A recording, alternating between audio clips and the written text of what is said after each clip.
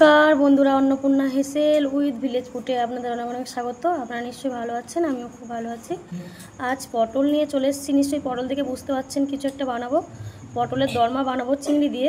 আপনারা তো পটলের দরমা সাধারণত খেয়েছেন সবাই, কিন্তু আমি একটু অন্যভাবে বানাবো। কেমনভাবে বানাচ্ছি পুরো ভিডিওটা প্রথম থেকে শেষ পর্যন্ত দেখতে থাকুন, ভালো লাগবে। পটলটা এইভাবে কেটে নিচ্ছি, চারদিক থেকে খোসা তুলে নেবো। পুরো খোসা তুলবো না, কিন্তু পুরো খোসা তুললে কিন্তু পটলটা পেঁপিয়ে যাবে। পুরা পটলগুলো আমার ছাড়ানো হয়ে গেছে। এবার পটলের বীজগুলো বার করে নেবো ভিতর থেকে। পুরা এই পটল থেকে পটলের বীজগুলো এইভাবে বের করে নেব। খুব সাবধানে কিন্তু বের করতে হবে, নাহলে পটলটা ফেটে যাওয়ার ভয় থাকে। আমি চামচ দিয়ে বার করছি, আপনারা চাইলে ছুরি দিয়েও বার করতে পারেন। বন্ধুরা, পটলের ভিতর থেকে পটলের বীজগুলো কিন্তু আমি সব এইভাবেই বার করে নিয়েছি। দেখুন পুরো পরিষ্কার হয়ে গেছে। এইভাবে কিন্তু আমি সব কটারই বার করে নিয়েছি একইভাবে। আর এই বীজ হয়েছে এক বাটি প্রায়। এর সঙ্গে কিছুটা আলুও মিক্সড করবো আমি। পটলের বীজগুলো শিলনোড়াতে ভালোভাবে এইভাবে বেটে নিতে হবে। ফটফট করে আওয়াজ হচ্ছে, দানাগুলো ফাটছে। চিংড়ি দোরমা করার জন্য চিংড়ি মাছটা নিয়ে নিয়েছি। বন্ধুরা, চিংড়ি মাছের পুরটা বানানোর জন্য দিয়ে দিচ্ছি ফোড়নে জিরে। খুব বেশি জিরে কিন্তু দিচ্ছি না, অল্প পরিমাণে দিচ্ছি, আপনাদের অনুযায়ী আপনারা দেবেন। পেঁয়াজ দিয়ে দেবো। পেঁয়াজটা ভাজা ভাজা হয়ে এসছে। টমেটো দিয়ে দেবো পরিমাণ মতন।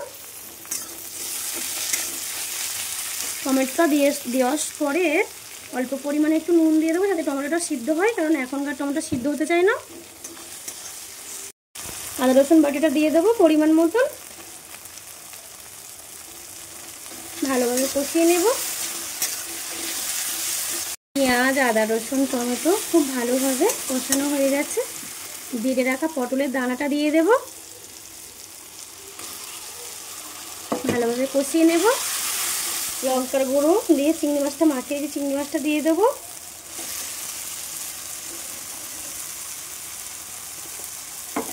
ভালোভাবে কষিয়ে নেব। আপনারা চাইলে তেলেতেও ভেজে নিতে পারেন, কিন্তু তেলেতে চিংড়ি মাছটা ভেজে নিলে কেমন চামচাম হয়ে যায়, ভালো লাগে না খেতে। পরিমাণ মতন চিনি দিয়ে নেব পুরটাতে। চিনি দিলে কিন্তু টেস্টটা দ্বিগুণ বাড়ে। সামান্য পরিমাণে জিরের গুঁড়ো দিয়ে দেবো। ঝাল লঙ্কার গুঁড়ো পরিমাণ মতন দিয়ে দেবো। যে যেমন ঝাল খাবে সেই অনুযায়ী দিতে হবে। যেহেতু নুন দেওয়া ছিল, অল্প পরিমাণে নুন দিয়ে নেব। আর সামান্য একটু অল্প হলুদের গুঁড়ো দিয়ে দেবো, যেহেতু হলুদটা দেওয়া ছিল চিংড়ি মাছে। খুব ভালোভাবে কষিয়ে নেব। বন্ধুরা, পটল চিংড়ি দরমা করার জন্য যে পুরটা করছিলাম, পুরটা হয়ে এসছে। এবারে শাহি গরম মশলা দিয়ে দেবো উপর দিয়ে।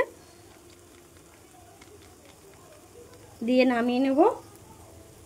ভালোভাবে নেড়েচেড়ে নেব। নেড়েচেড়ে নামিয়ে নেব। এক এক করে পটলের ভিতরে পুরটা ঢুকিয়ে নেব।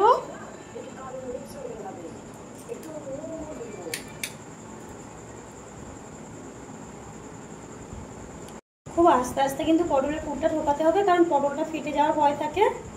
বন্ধুরা, পটলগুলোতে পুরো পুর ভরা হয়ে গেছে। এবারে বেসন দিয়ে মুখটা এঁটে দেবো। সেটা কেমনভাবে আঁটছে মুখটা, সেটাও আপনাদের দেখাবো। বন্ধুরা, কড়াতে তেল দিয়ে দিচ্ছি, রিফাইন তেল, পটলটা ভাজার জন্য। তেলটা আমার গরম হয়ে এসছে। আর এদিকে বেসনটা ফাটিয়ে নিয়েছি। যেহেতু পটলের মুখেতে কিছু দেওয়া নেই, বেসনটা চুবাবো। মুখটা ভালো করে এইভাবে নিয়ে নেবো, যাতে না পুরটা বেরিয়ে যায়।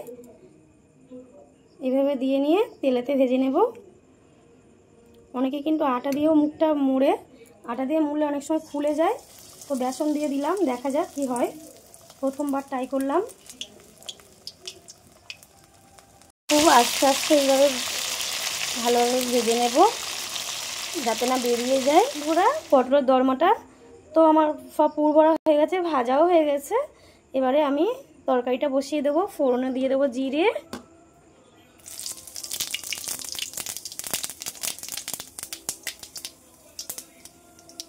গরম মশলা, কাঠ গরম মশলা, একটা তেজপাতা, পেঁয়াজ, টমেটো কুচি খুব ভালোভাবে একসঙ্গে কষিয়ে নেব।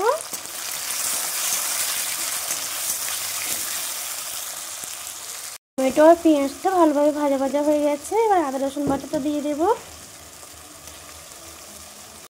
খুব ভালোভাবে মশলাটা কষানো হয়ে গেছে।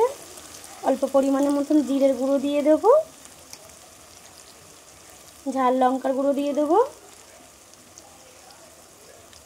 হলুদ গুঁড়ো দিয়ে দেবো,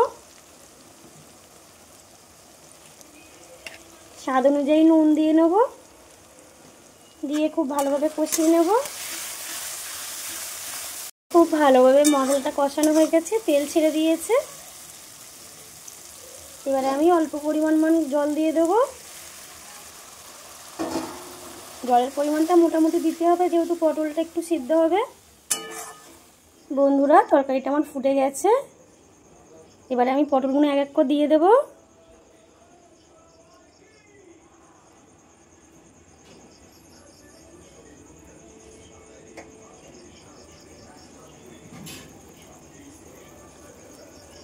বন্ধুরা দেখুন তরকারিটার কালারটা কত সুন্দর এসছে। এইভাবে 15 মিনিট ফুটিয়ে নেব। চাপা দেওয়ার দরকার নেই, যেহেতু পটলটা তো ভাজতে ভাজতেই সিদ্ধ হয়ে গেছে, তাই চাপা দেবো না আমি। বন্ধুরা, পুর ভরা পটল চিংড়ির দরমাটা যদি আপনাদের ভালো লেগে থাকে তাহলে চ্যানেলটি পাশে থাকবেন, সাবস্ক্রাইব করবেন, লাইক করবেন, বন্ধুদেরকে শেয়ার করবেন। আর যারা ফেসবুক পেজ থেকে দেখছেন ফেসবুক পেজটা ফলো করে দেবেন।